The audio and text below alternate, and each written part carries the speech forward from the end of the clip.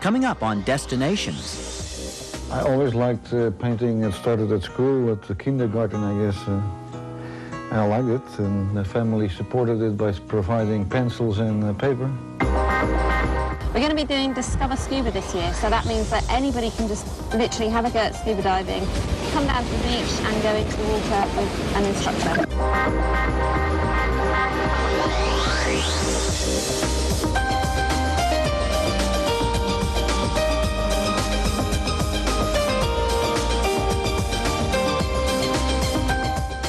Hi, and welcome to Destinations. I'm Army Sergeant Rob Gwin. And this edition of Destinations is kind of a hodgepodge of stories that'll take us from the coast of Tunisia to bronco busting in Shape, Belgium. So let's get going to our first stop with Navy journalist Judy McReynolds, who took a trip with MWR to Tunisia, where she tells us there's a whole lot more to do there than you might imagine, especially if you ever imagined riding a camel.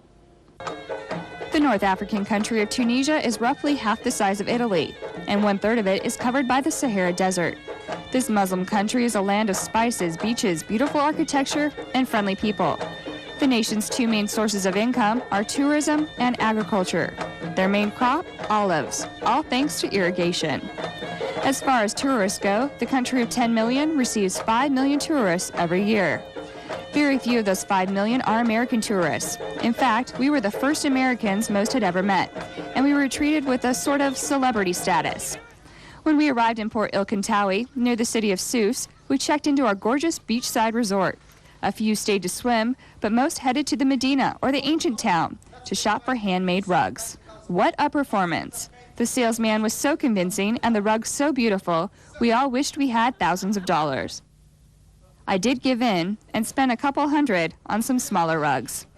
The next day, some opted to tour the ancient city of Carthage, but a few of us opted for a more cultural experience, riding camels and sailing the coast on a pirate ship. The caravan was what I expected and more.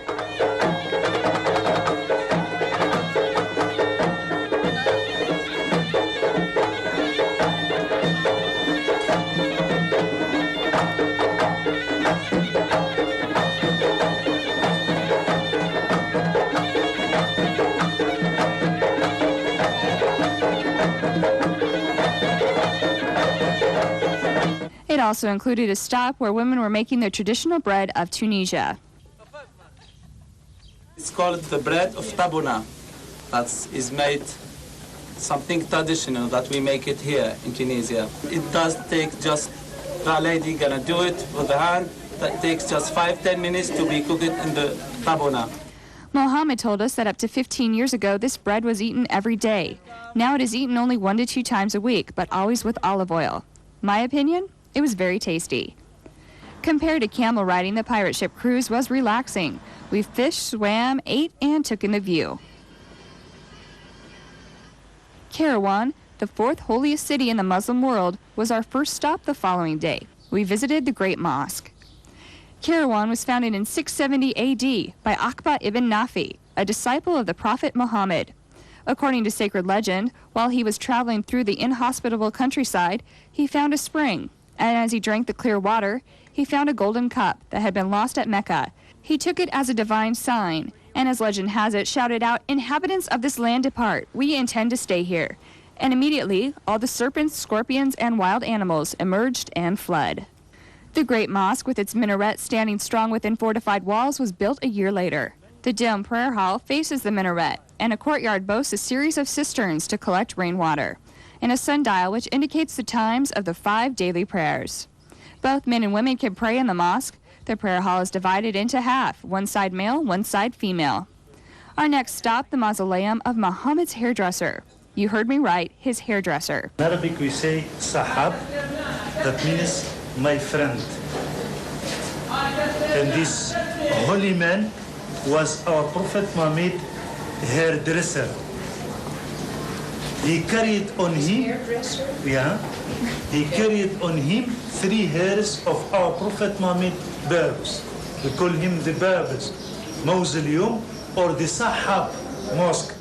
The tomb is highly decorated and is Tunisia's most visited mausoleum.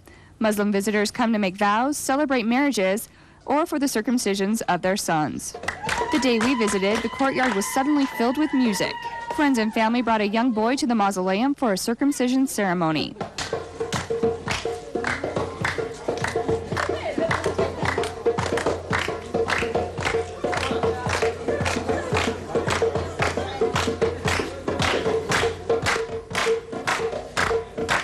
The actual surgery happens at the hospital. The man with the white lab coat and briefcase is the doctor waiting to accompany them. Then we went to the souk, or market, and did more rug shopping. And this time, one of our own got to try her hand at weaving. Later that afternoon, feeling more adventurous, myself and 8 others from our group gave parasailing a try. What a rush.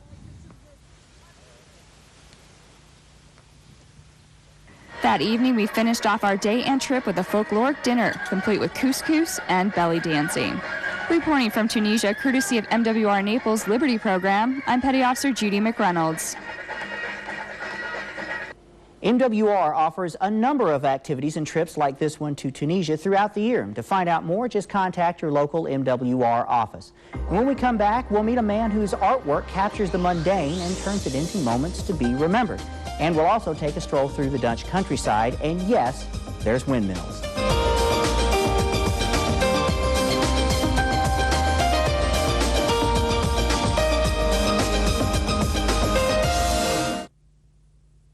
Nurturing quality care with certified providers.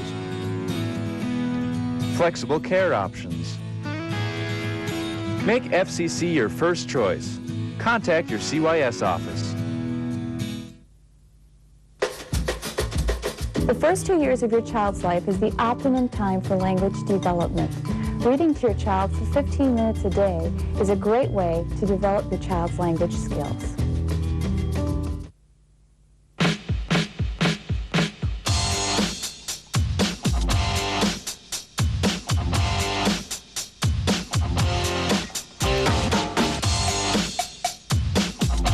I dig it.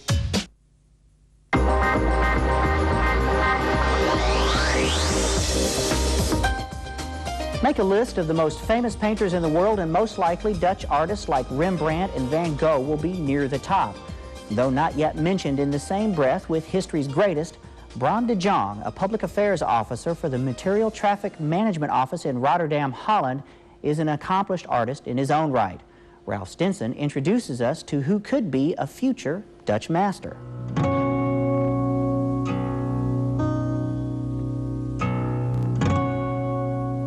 I'm creative. I like to do things with my hands. I also like photography.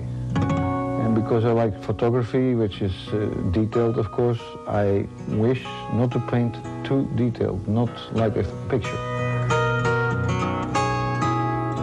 I always liked painting. It started at school, at the kindergarten, I guess. And I liked it, and the family supported it by providing pencils and paper. It wasn't too expensive. Yeah. My father was also creative, and he stimulated that thing. You have to see what I'm painting, and you have to understand it. And that's not difficult, I think.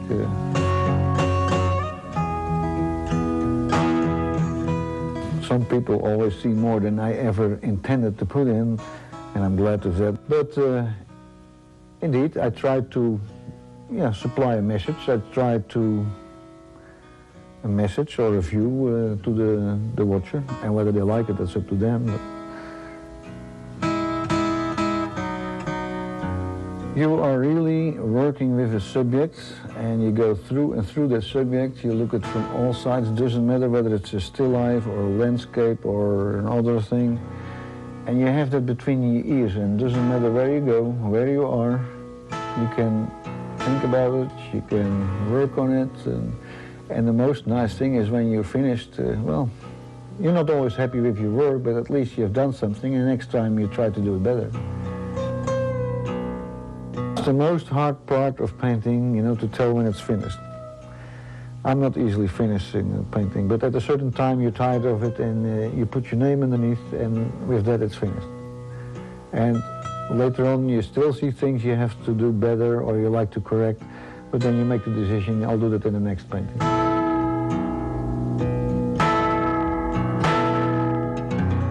addition to world-famous artists, Holland is also, of course, known for its windmills.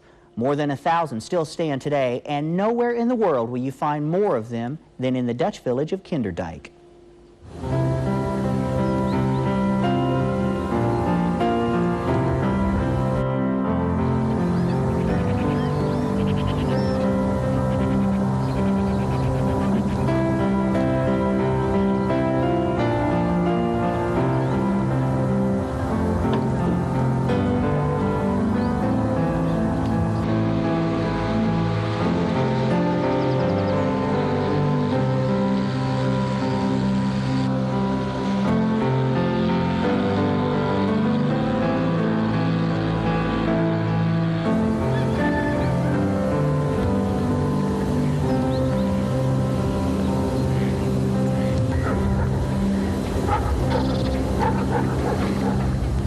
Kinderdijk Village is just a half-hour's drive from Rotterdam and about an hour's drive from Amsterdam. For more information on the village, the windmills there, and other points of interest in the area, just visit the Kinderdijk website at kinderdijk.nl. That's KINDERDYJK.nl. In just a minute, we'll talk to some NFL stars about the Extreme Summer program, and then our next destination is Shape, Belgium for some Western rodeo action. That's coming up on Destinations in just a moment.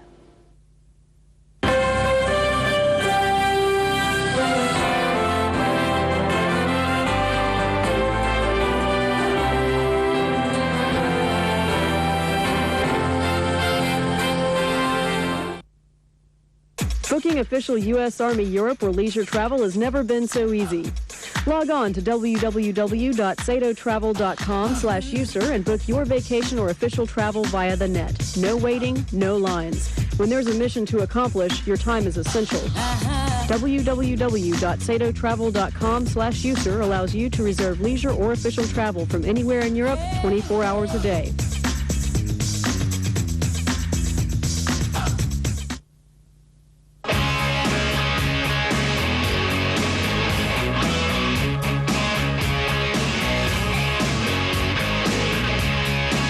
Don't miss out.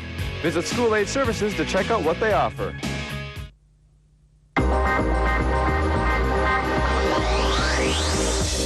This year's Extreme Summer program is well underway, and just about everyone is jumping on board, even the National Football League. AFN's Gary Bautell had a chance to meet a couple of NFL stars touring Europe and campaigning the program, and spoke with them here in our studios about their visit.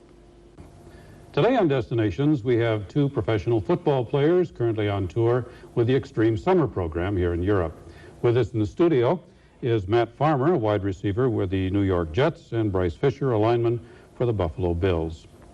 Gentlemen, how's the tour been going so far? It's been going really well.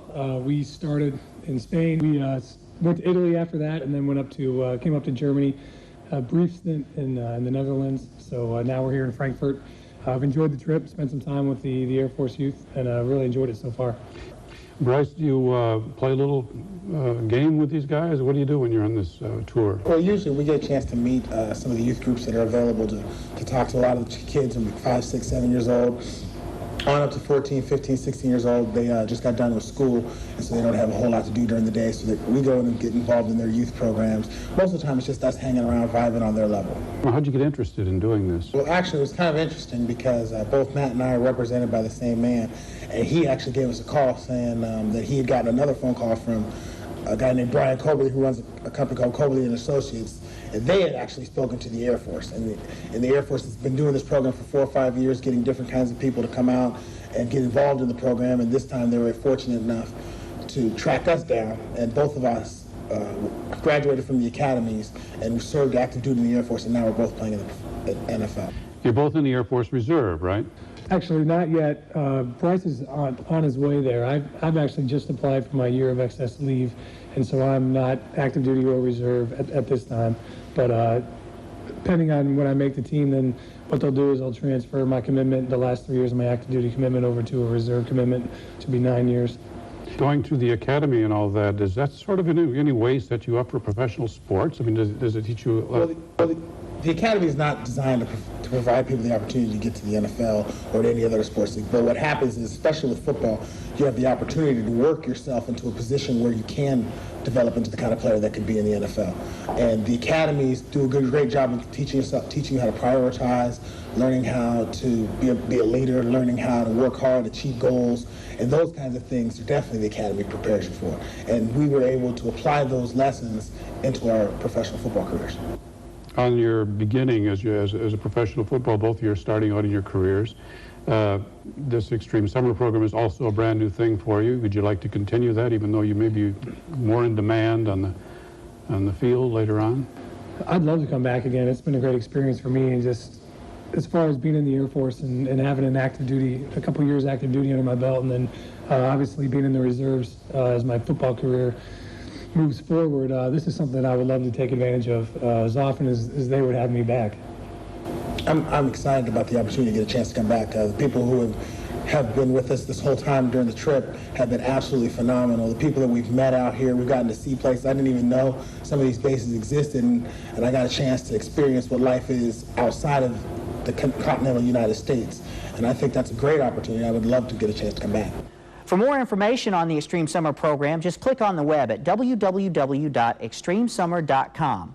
And when we come back, it's barrel racing, clowns, and bronco busting galore. Our next destination, Shape, Belgium, for a look at a Texas-style rodeo with a bit of a European flair. And then it's off to Livorno, Italy for some scuba diving lessons. That's when Destinations continues in just a minute.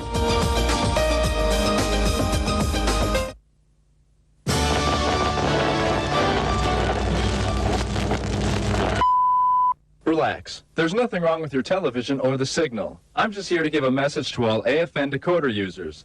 If you bought your decoder from someone, or your DROS has changed, make sure you re-register it. If you don't, I'll be seeing you again, probably in the middle of one of your favorite AFN programs. I'll tell you once more. If you bought your decoder from someone, or your DROS has changed, re-register it. Thank you. Thank you. Thank you.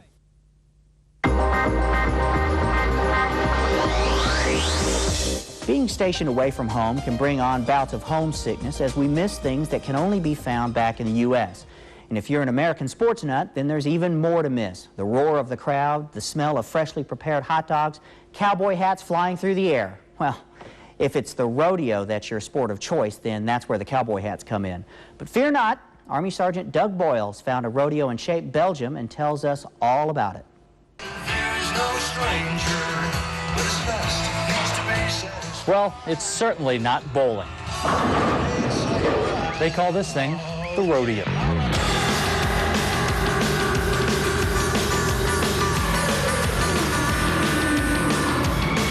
Broken bones and bruised up legs and stuff like this, that's regular rodeo business.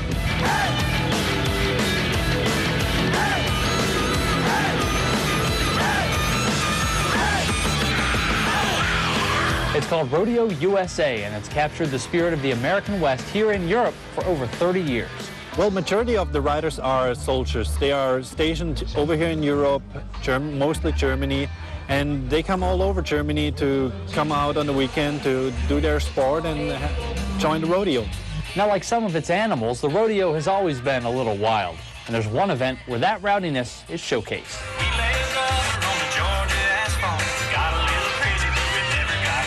I love the wild horse race. It's total chaos and 90 seconds worth of it, and a lot of people like the bulls, but I prefer the wild horse race just because it's so wild. Of course, at the rodeo, not everything always goes according to plan.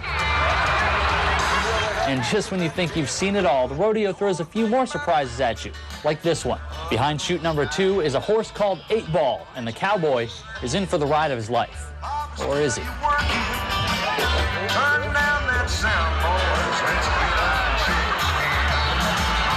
And no matter what kind of day you're having, you still have time to catch a rodeo. The season runs until October, when Rodeo USA's championships will be held in Germany. Army Sergeant Doug Boyles, AFN News.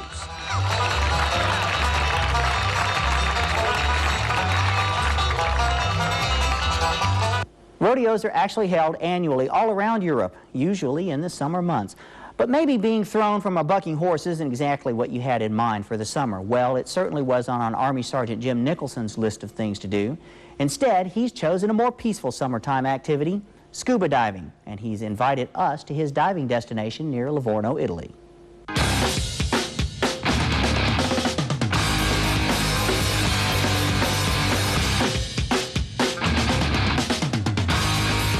Diving is like stepping into another world. It's a completely different environment, away from the rest of the pressures of life.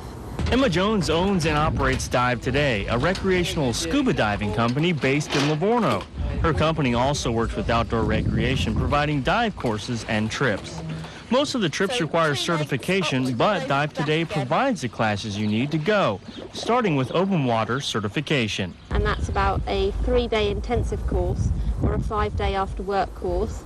That's your license to dive anywhere in the world. It's a once-in-a-lifetime thing. You can continue with more courses if you have the time and progress all the way up to professional certification. Finally, we teach Dive Master, which is the first level professional qualification within the diving industry. Let's take a step back. All of these certification classes are great, but what if you're not sure if diving is the right thing for you? We're going to be doing Discover Scuba this year, so that means that anybody can just literally have a go at scuba diving, come down to the beach and go into the water with an instructor. Yeah, it's something I want to do since I was a kid, and the opportunity presented itself. I don't get a lot of time, being an MP and all. I don't get a lot of time to get off and that kind of stuff, but I worked the schedule out, so I started diving. Sergeant Matt Layton does work long hours as a military policeman. When he found out he could learn to dive at Camp Darby, he knew he wanted to get certified. I mean, I instantly went to my platoon sergeant and asked him if I could do it, and he said yes. And that was that. And I just went down and started diving. He also thinks everyone should take advantage of the opportunity to scuba dive. You're in Italy, for one. You're diving in the Mediterranean. The ocean bottom is beautiful. I didn't see a lot of fish on my first couple dives, but there's a lot of plant life and that kind of stuff, things that you wouldn't normally see. The choice is up to you whether you'd like to give it a shot. But Emma says, most people find that once they take that first step to diving, they never look back. For Destinations, Army Sergeant Jim Nicholson. And that's going to do it for Destinations this week. I'm Army Sergeant Rob Gwin. I hope you enjoyed the show, and we'll see you next time on Destinations.